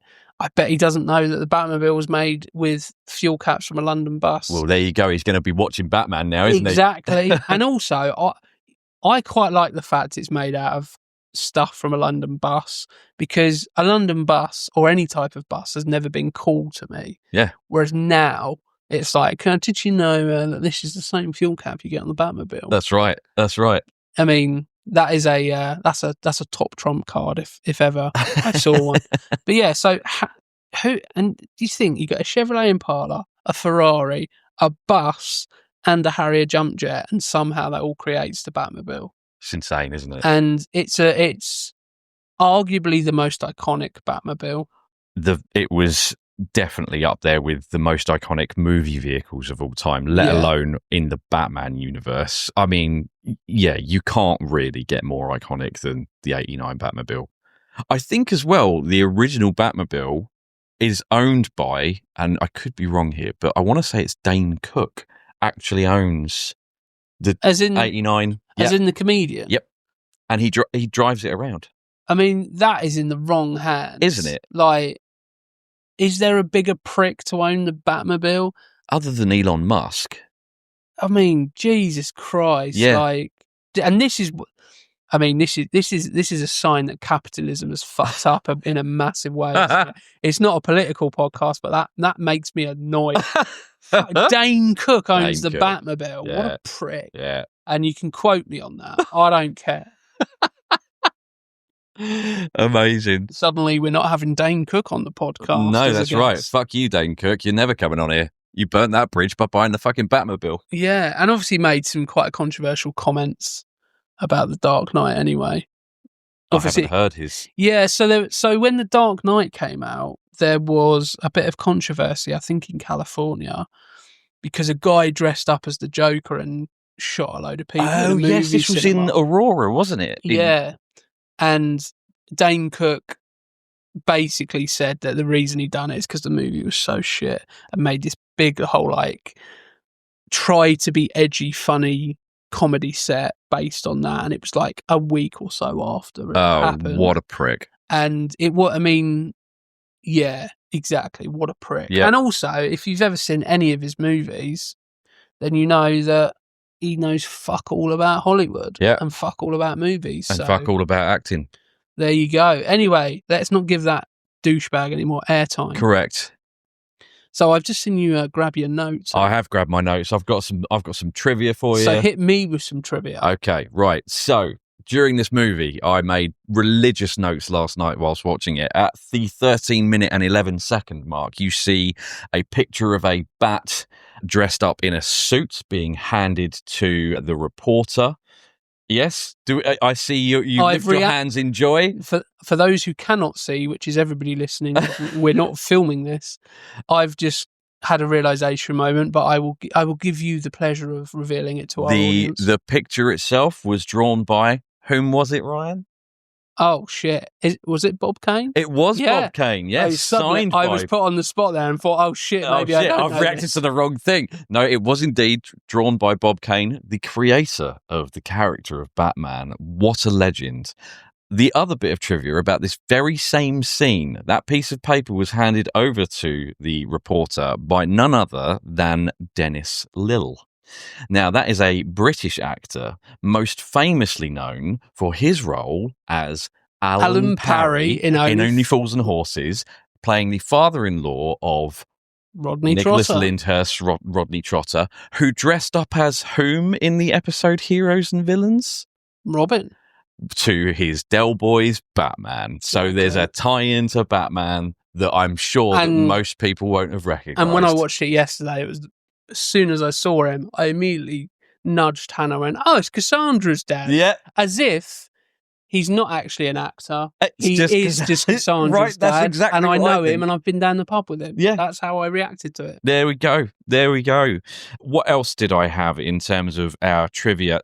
About Michael Gough, the Alfred to Keaton's Batman. I didn't realise quite how much he'd collaborated with Tim Burton during his career.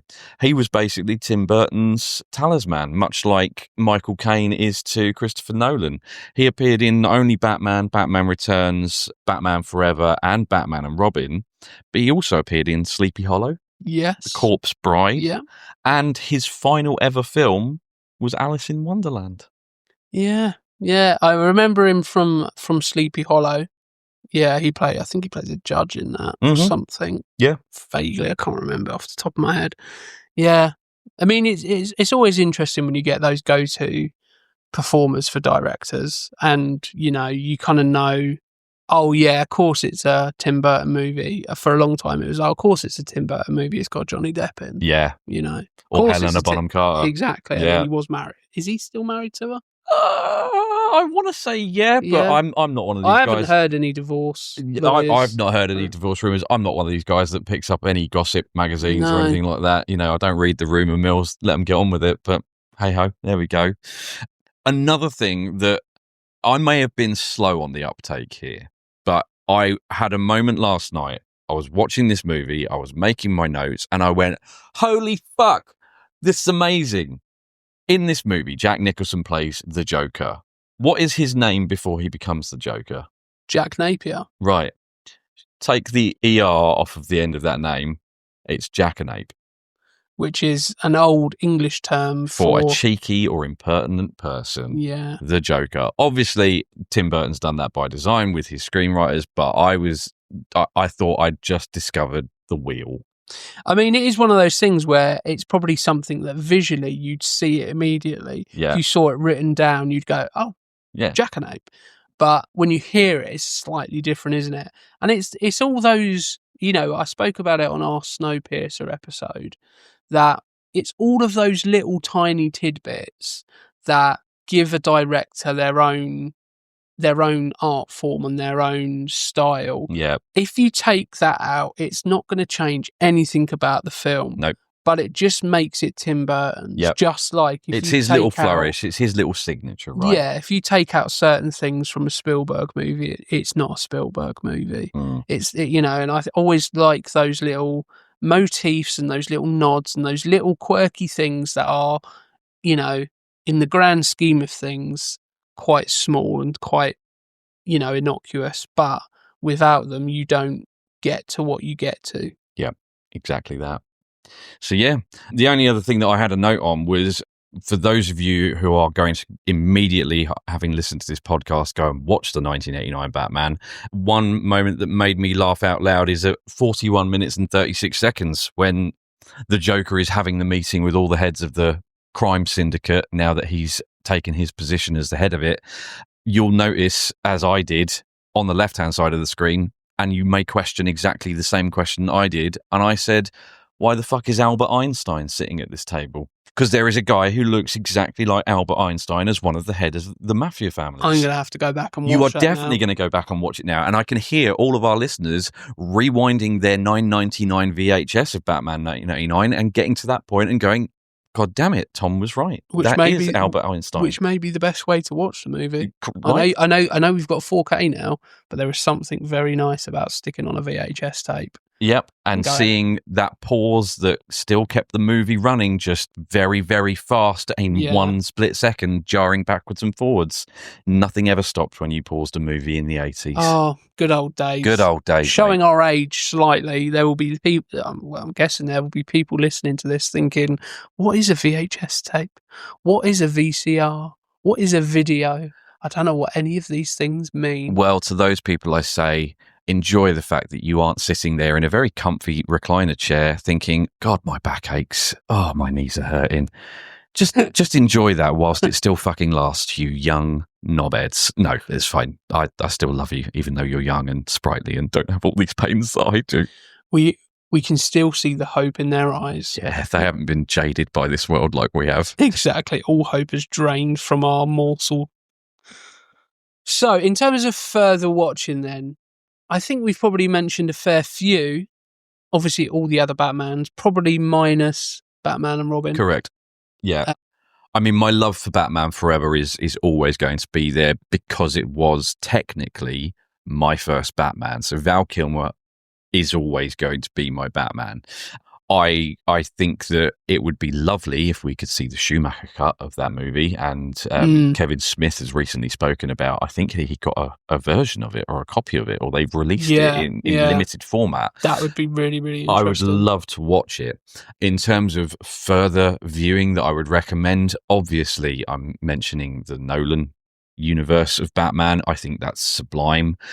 The peak among those being The Dark Knight. You get the completely different take on the Joker, which again, I stand as one of those people that was utterly proven wrong by Heath Ledger's performance as the Joker, and well deserved that Oscar posthumously. What a performance. Further than that, I would say if you're looking for further Tim Burton movies, I'm going to call out The Nightmare Before Christmas. You get the blending of Danny Elfman's amazing, not only soundtrack and composing, but also his singing, because he was the singing voice of Jack Skellington. I did know that, yeah. So, you get the best of both worlds of Tim Burton directing something that is just fantastic, and Danny Elfman's score. For those who want to see a very decent Michael Keaton performance, and I think it's probably one of his best and strongest performances, and also just a fantastic movie, go out and watch The Founder. If you've not watched it, it is such a good movie, and one that I can watch on repeat at least twice a year. I love that movie. It's so good. It's so good. It anything based on real life, I have a real soft spot for, and I think that is one of the most interesting stories of corporate greed and capitalism, but also ingenuity and understanding how businesses work. And I think his performance is fantastic. So those are my recommendations. If you want to watch a great Jack Nicholson movie and you haven't yet seen it, I'm going to call out One Flew Over the Cuckoo's Nest, because again, I think that is where you start to see some of the influencings that he brought to the character of the Joker, certainly in terms of just being a little bit off the wall crazy. But it is such a fabulous story, heartbreaking in a way, but what a movie to watch. So those are my movie recommendations, Ryan. Yeah, I would agree wholeheartedly with all of them. I think Beetlejuice, I mentioned earlier, I think you kind of get to see a little bit of that comedic side of Michael Keaton, albeit turned up a little bit. I think the Birdman movie, I know that's not the full name of it, I can't remember the full name of the Birdman movie, I think it works because it's Michael Keaton that we know from Batman. I think if you want to go and see a movie that kind of started a whole host of similar like movies and a universe that everything lives within, go and see Sam Raimi's Spider-Man. Yes. Whilst it wasn't the first Marvel movie of that generation, that was Blade. Blade actually saved Marvel. Without Blade being successful, the MCU doesn't exist, because that was their last hurrah. I think they only made it so they could hold on to the rights for it, and it just happened to make a shit ton of money. Yeah. So yeah, Sam Raimi's Spider-Man is kind of the first kind of proper inklings we get into the MCU and actually being in a world where all of these characters are in a shared universe. And obviously it's come full circle with the most recent Spider-Man movie. Yeah. I think if you want to watch another great Jack Nicholson movie, A Few Good Men. Oh, the ultimate speech from Jack Nicholson, I think is absolutely phenomenal. Based on a play also written by Aaron Sorkin. I think if you want to go and watch a great comic book movie, then probably my favourite comic book movie of recent times is, well, it's not even recent times, it's just one we done on the podcast not so long ago, but V for Vendetta. I love that movie and watch it religiously every single year on fireworks night. Yeah, I think it's in some ways it's very similar in the way it creates its world. Yep. You know, we spoke a lot about the production and how the visual style of Tim Burton's Batman, and whilst it's not the same as V for Vendetta, the way it sets it up and the way it's believable and the way it's kind of close to what we know, but also different enough for us to know it's not just New York or Chicago or whatever. Very similarly done in V for Vendetta with London. And we have an episode on that, so go back and listen to that if you want to. And I think probably the best place if you want long-running Batman, you want a lot of Batman, the animated series is probably the best place to go. Obviously, the late, great Kevin Conroy as the voice of Batman, who was also the voice in the Batman games. Yeah, Arkham Asylum, Arkham Knight, Arkham City. You know, he is Batman. Yeah, you know, he really is. in that forum. So I would go and check those out. Which kind of brings us on to a new way of ending the podcast that is brand new for our brand new debutant on the episode.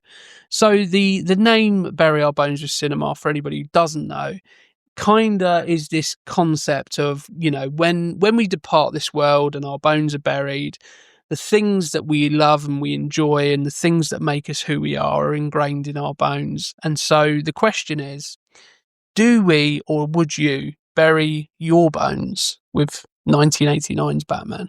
Categorically, yes.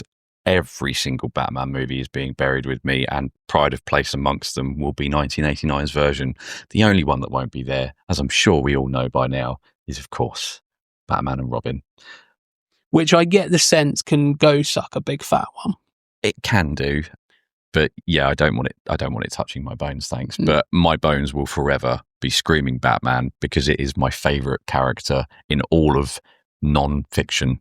No, fiction. He is fiction. I'm just saying non-fiction because I believe that I am Batman, so I try and make it real. Don't give away any secrets. I'm trying not to. So the one thing I will leave with is a take on the quote from The Dark Knight and say that Batman is the thing that we need. I fucked that up immediately. This is a great way to end the podcast, isn't it? So strong. Wow. I mean, I committed to that and was You really so did. I wrong. saw your face was so earnest. You were like, get this right, and immediately not get it right. Immediately. Okay, right. Let's try that again. Let's try that again. Go. Batman is the character that we deserve, but not necessarily the one we need right now. That's right. And what I mean by that is that we may not always be watching Batman in any facet, but there will always be a time where we need Batman. So true. So true. Thanks for tuning in to another episode of Bury Our Bones with Cinema. We really appreciate you joining us as we deep dive into the world of film. Be sure to follow us on all of our social media pages to stay informed. You can find us on YouTube, TikTok, Instagram and X at Bury Our Bones with Cinema. You've been listening to Jimmy Murphy, Tom Brennan and Ryan Etherington. We will see you next time for cinematic discussions, hidden treasures, and until then, don't forget to keep your bones buried in the world of cinema.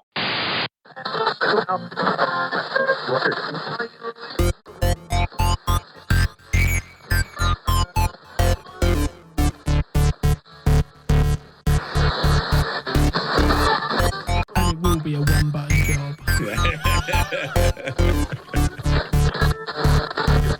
Boom, boom, boom, boom, toom, toom, toom. I have a terrible tendency to just swear about but if you're talking, when we're doing it, I still find it slightly distracting. It's a bit weird, but I think it's a bit weird, but I suppose... maybe if you listen to this back, see if it sounds... I was like, I'm going to have to stop it. You listen to it back, Good job I observed that well, wasn't it?